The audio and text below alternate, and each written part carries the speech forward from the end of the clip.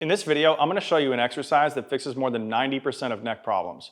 And I know that sounds like a crazy claim, but once you understand what the gaps are in neck rehab, and especially in chronic neck rehab, you're not only going to understand why this exercise works, but also what makes it so effective. And then yes, we'll go through the exercise step by step.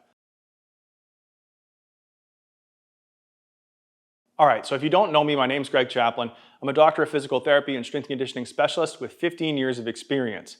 And the whole reason that I got into these fields in the first place was to rehab my own neck so I could get back to my lifelong passion and profession of playing music. Now, unfortunately, I didn't get the results I wanted, so here we are making this video. Lucky for you though, I've actually cracked the code on what's missing in neck rehab. So here we're gonna go through rehab in general, highlight what's missing in neck rehab, talk about chronic conditions, and then we'll demo the exercises. So whenever we're rehabbing something, the general progression is to go from doing things that are easier to things that are harder. And the reason that we're doing this is to recondition the body and get it ready at or beyond our prior level of function. Now this tends to happen in 3 phases. The first phase, which is just after the injury, we find a tolerable entry point to loading. So this is where we do our low-level exercises. Imagine if you hurt your knee, this could be like sitting on a table and squeezing your quad muscle. Now the next phase is where we gradually increase the challenge by using progressive overload.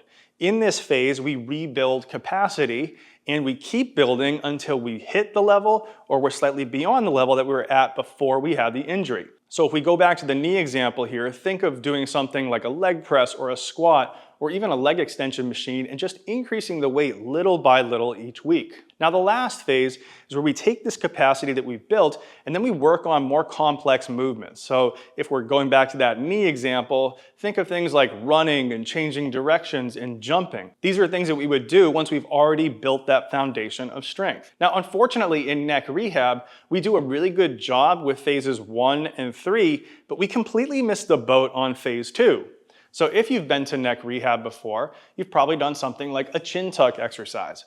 Now the other thing that you might have encountered in neck PT are standing exercises where you're looking at the wall and you're moving your head side to side. However, you might have noticed that there's this in-between phase of building capacity that we just didn't do when it came to the neck. So when we're talking about the neck, you'll often see exercises prescribed to work the deep neck flexors. Now the intention here is good, but unfortunately it causes us to have a fragile mindset when it comes to working the neck. Instead of overloading the neck by using things like external resistance and making it more challenging week over week, like any other part of the body, we say, oh no, we can't load the neck because it's going to overwork those superficial muscles. We can only do things that work the deep muscles. But leaving those superficial muscles out of the picture might actually be causing more harm than good. So here's a real simple example that we can use to illustrate this. Imagine if I have a head that can't turn back to the left, so it's constantly turned a little bit to the right or at least has that bias.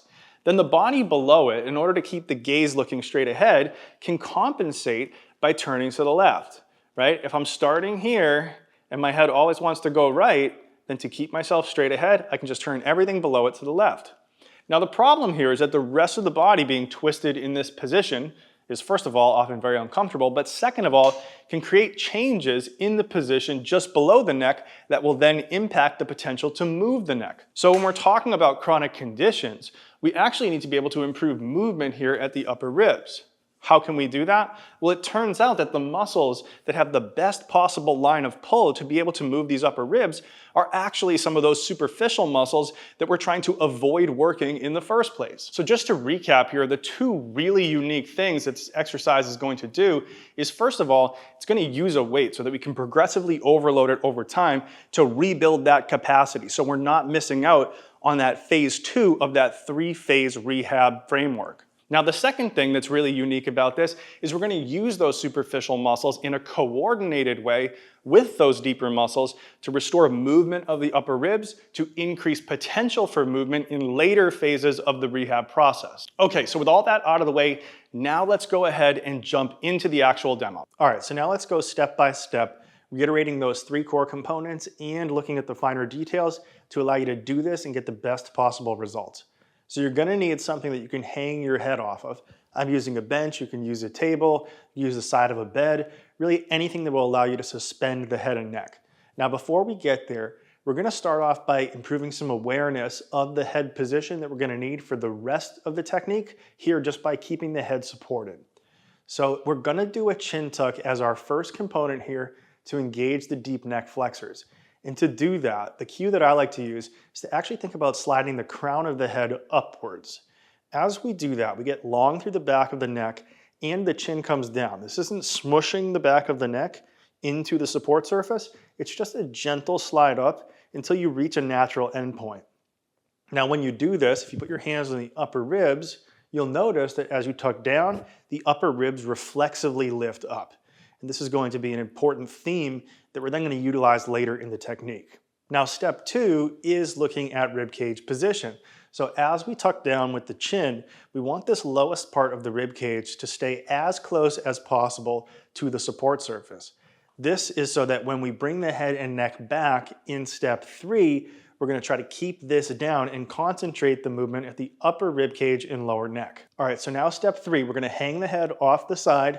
We're going to scoot all the way back until the upper rib cage is at the edge. This will allow us to move the neck down here at the lower neck. And we're going to keep in mind those first 2 cues. So we're going to have the lower rib cage down and long back of the head and neck, slight chin tuck. Now from here, we're going to drop the head and neck down, maintaining that chin tuck so most of the movement happens here at the lower neck. Now, as we're doing it, we want to try to keep that lower rib cage as close as possible. It can lift up a little bit, but try not to let it lift up right away. We're going to exhale as we go down. And you'll see we're moving mainly at the lower neck. Then we're going to inhale as we come up. And as you do that, you're going to sense your upper ribs move up and back because we're engaging those scalenes both from the weight of the head, but also from that inhale.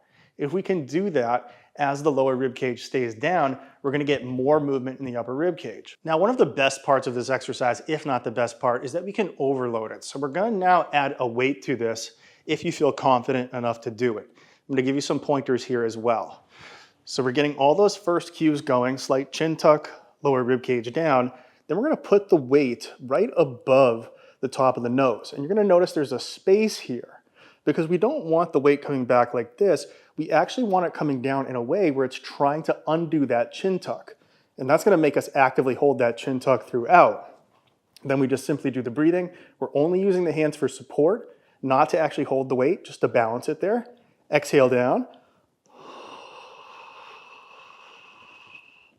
Rib cage down, the chin still tucked. Inhale up. Exhale down.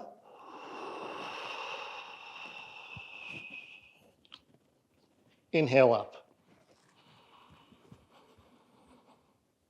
And as you'll notice here as I do this, the space between the weight and the head actually increases as I come down.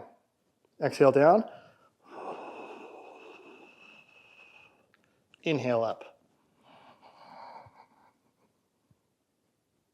Now, if this is a little bit too challenging, we can also regress this. So we can simply take the head and support the head in the hands. We'll go through all the same steps. So slight chin tuck. We've got lower rib cage as close to the support surface as possible. And then we'll simply use the hands to assist the head in coming down. Exhale down. And then inhale up.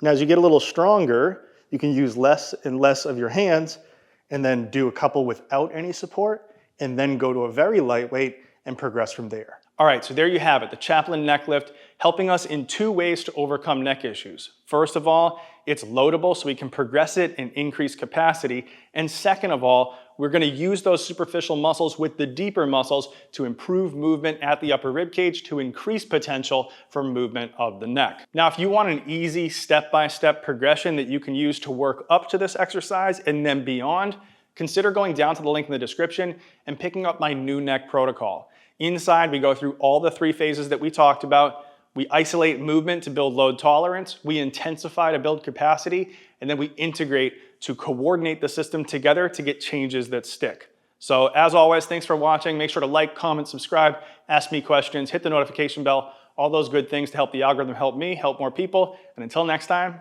peace.